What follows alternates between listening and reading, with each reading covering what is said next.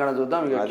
మన ఈనాళ్ళు వచ్చిందే ఇది మొత్తం. కాకపోతే ఓట్లేసే క్యూ కాదు, నాట్లకు యూరియా కోసం క్యూ.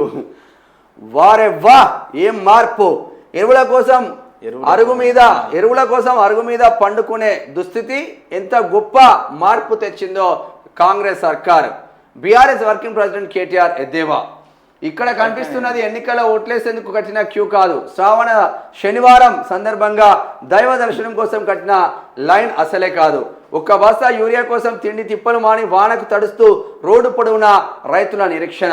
భారీ వర్షం పడుతున్న మహబూబాబాద్ జిల్లా గూడూరులో ఎరువుల కోసం సొసైటీ కార్యాలయం ముందు శనివారం తెల్లవారుజామున 3 గంటల నుంచి అన్నదాతలు ఇలా బారులు తేరారు. 3 గంటల నుంచి అంటే కాంగ్రెస్ రావాలి, మార్పు రావాలి.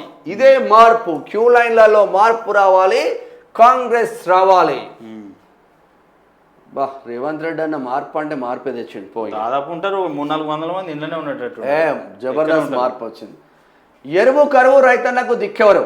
ఆగ్రో కేంద్రాల వద్ద ఎగబడ్డ అందని ఎరువులు. తెల్లవారుజాము నుంచి కిలోమీటర్ల కొద్ది క్యూ. తిండి తిప్పలు మానేసి అన్నదాతల నిరీక్షణ. బస్తా యూరియా కోసం రోజంతా పడిగాపులు. గజ్వేల్ మండలం రిమ్మనగూడలో భారీ ధర్నా. చూడు, సిద్దిపేట జిల్లా గజ్వేల్ మండలం రిమ్మనగూడ వద్ద రాజీవ్ రాధార్పై కార్పొరేషన్ మాజీ చైర్మన్ వంటేరు ప్రతాప్ రెడ్డి ఆధ్వర్యంలో ఎరువుల కోసం ధర్నా చేస్తున్న రైతులను చూస్తాం. వనపర్తి జిల్లా అమరచింత రైతు అగ్రో సేవ కేంద్రం వద్ద యూరియా కోసం బారులు తీరిన రైతులు. మొత్తం రైతులే ఉన్నారు. ఇక ఒక్కసారి ఎన్డీఎస్ఏ ఎక్కడున్నావు? మళ్ళీ కుంగిన పోలవరం కాపర్ డ్యామ్. 10 అడుగుల వెడల్పు, 8 అడుగుల లోతులో డ్యామేజ్. 2022లోను కుంగిన కాపర్ డ్యామ్. తీవ్రంగా దెబ్బతిన్న ప్రాజెక్టు డయాఫ్రమ్ వాల్. 2 సార్లు నోరు మెదపని ఎన్డీఎస్ఏ. కాళేశ్వరంలో చిన్న డ్యామేజ్కే నానా రవస.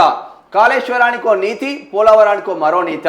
కాపర్ డ్యామ్ మళ్ళీ కొట్టుకుపోయినా ఎన్డీఎస్కు కనిపించడం లేదా అంటున్నారు కేటీఆర్. వాస్తవమే కదా. ఇగో ఇది కాపర్ డ్యామ్. ఈ కాపర్ డ్యామ్ మొత్తం కొట్టుకుపోయింది కదా, ఇక మొత్తం పగుళ్ళు వచ్చేసినాయి కదా, ఎక్కడికక్కడ పగుళ్ళు వచ్చినాయి కదా. మరి కాళేశ్వరం పైన ఉన్న సోయి, కాళేశ్వరం పైన ఉన్న ఇంట్రెస్ట్ ఇక్కడ ఎందుకు లేదు అని అడుగుతున్నారు. దీనికి ఆన్సర్ ఉందా? దీనికి ఆన్సర్ ఉందా? పొరపాటున కూడా ఆన్సర్ లేదు.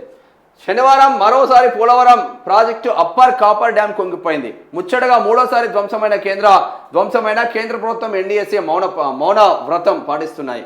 కాళేశ్వరంపై నానా రవస. కాళేశ్వరంలో కేవలం 2 పిల్లర్లకు పగుళ్లు వస్తే కేంద్రంలోని బీజేపీ ప్రభుత్వం నానా యాగి చేస్తుంది. ప్రాజెక్టులో భారీ అవినీతి జరిగిందని ఏకంగా ప్రధాని సహా అందరూ గొంతు చించుకుంటున్నారు. ఎన్డీఎస్ఏ ఆగామిగాల మీద వచ్చి ప్రాజెక్టే పనికిరాదన్నట్టు నివేదిక ఇచ్చింది. కేంద్ర ప్రభుత్వం ఎన్డీఎస్ఏ పనితీరు గురించి తెలుసుకోవడానికి ఈ ఉదాహరణలు చాలు అంటున్నారు. మరి పోలవరం కుంగిపోతేనేమో మనకి ఏం పట్టదు. 3వసారి కుంగిపోయినా, పోలవరం పగుళ్ళు వచ్చినా, కాపర్ డ్యామ్ కొట్టుకపోయినా ఎన్డీఎస్ఏ రాదు. ఎందుకంటే ఎన్డీఎస్ఏ కూడా కేంద్రం ఎవడు చెప్తే వాని దగ్గరికి పోతుంది. ఇప్పుడు ఈడీ సిబిఐ లాగా ఎవడు చెప్తే వాని దగ్గరికి పోయినట్టు గట్లనే ఉన్నది కథ.